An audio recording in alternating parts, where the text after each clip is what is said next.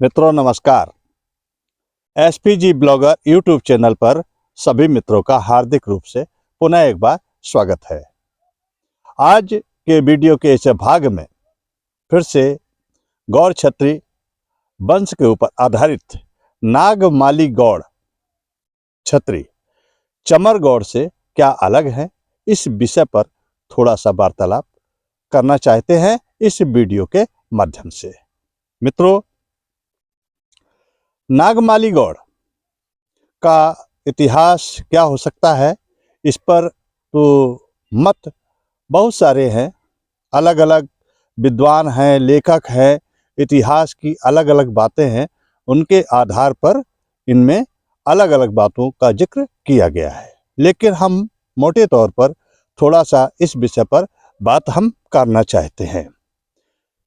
तो बंगाल में शशांक गौड़ का राज्य 7वीं ईस्वी लगभग 625 ईस्वी के लगभग जो था वहाँ पर बंगाल में शशांक गौड़ जी महाराज का शासन हुआ करता था। कन्नौज सम्राट व चबर गौड़ उपाधि धारी शशांक गौड़ का टकराव हो जाने के बाद चबर गौड़ क्षत्रियों का राज बंगाल से छिन्न भिन्न हो गया। चमर गौड़ क्षत्रियों की शासन सत्ता बंगाल में डामाडोल हो गई। तो शशांक महाराज के वंशज सीताराम जी, जो उनके तीसरी पीढ़ी में लगभग थे, तो वहां से एक दल लेकर के मगध, छोटा नागपुर, सरगुजा, खैरागढ़, डूंगरगढ़, त्रिपुरी, जबलपुर जिसे क्षेत्र है, नर्मदा घाटी के किनारे किनारे होते हुए, बसते बसाते मालवा होते हुए मारवाड़ राजस्थान में पहुंचे। वहां पर अपना गौड़वाड़ क्षेत्र उन्होंने वहां पर बसाया है। उसके विषय में कई वीडियो के माध्यम से चर्चा की गई है। वहां से इन्हीं सीताराम गौड़ जो राजा थे के वंशज राजाओं में बाहरदेव, नाहरदेव, उनको नृपत देव भी कहा गया और नरपति देव भी कहा गया और उनको नागमल भी कहा गया। इस प्रकार से उनके कई विभिन्न नाम हैं। ये भाई लोग वहां से अपना ब्रह्मावर्त क्षेत्र में आए। तो आगे इन्होंने कन्नौज के जो परिहार सम्राट थे नागभट्ट द्वितीय के बुलाने पर ये दलबल सहित गंगा यमुना के बीच जो ब्रह्मावर्त क्षेत्र में स्थित जो कन्नौज जो राजधानी रही है वहां पहुंचे, जहां सम्राट नागभट्ट ने इन्हें अपने दरबार में सामंत के पद पर, मतलब भुक्तपति उस समय कहा जाता था, जिसे आजकल के हिसाब से गवर्नर समझा जाता है। तो उस सामंत का जो ओहदा था उस पर इन लोगों को नियुक्त किया। जहां बाहरदेव को कानपुर देहात में एक स्थान पड़ता है रिन्न नदी के किनारे, जिसे नारकंजरी का क्षेत्र कहते हैं, वहां का इनको सामंत बनाया, जो यहाँ पर राजा की उपाधि इन्होंने धारण की। वहीं जो नाहरदेव थे, जिनको नृपत देव भी कहा गया, नरपत भी कहा गया और नागमल भी कहा गया, को कालपी, कुरारा, हमीरपुर क्षेत्र जो यमुना और बेतवा के बीच का जो क्षेत्र है, आज का जो बुंदेलखंड, वहां का सामंत उनको उन्होंने नियुक्त किया।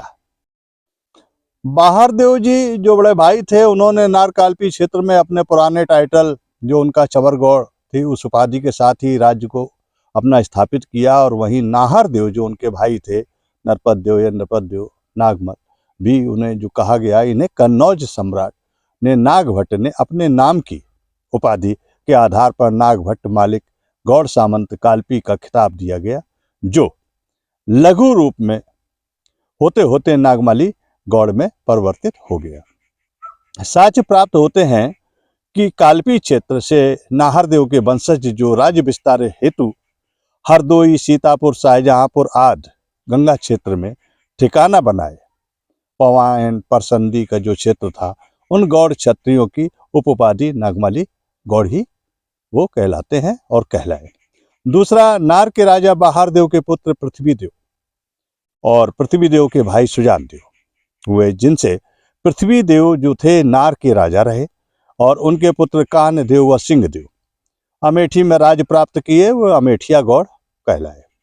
बाद में चौहान शासक विशाल देव पृथ्वीराज चौहान के राज्य अजमेर चले गए। वहां चौहानों के सहायतार्थ दहिया विद्रोहियों को शांत कर वहां राजस्थान में अजमेर, आदमी, केकड़ी, जूनिया, सरवाड़, देवलिया, मोथड़ी, मारोट, कुचामन आदि का जो गौड़वाड़ का क्षेत्र था, वहां पर जागीर के रूप में उन्होंने जागीरें प्राप्त की और अपना राज कायम किया और अजमेरा गौड़ की उपाधि वहां पर हासिल की।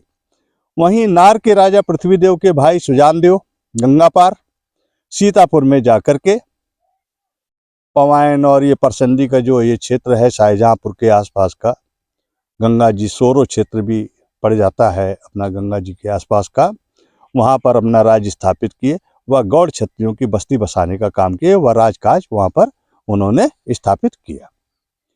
अब वहाँ मुस्लिम शासन के विरुद्ध अपने गौड़ शासन सत्ता को सुरक्षित रखने के लिए अपने गौड़ क्षत्रिय संगठन को मजबूत करने हेतु अपने गौड़ क्षत्रिय बांधवों को कालपी राज्य, नार राज्य, राजस्थान, रणथंभौर आदि जहाँ भी गौड़ क्षत्रिय थे बुलाकर अपनी शक्ति को मजबूत किया। क्यों कि जो गौड़ क्षत्रियों का जो फैलाव है वो 1206 ईस्वी के बाद ही राजस्थान से अपना उत्तर प्रदेश के अन्य क्षेत्रों में हुआ है।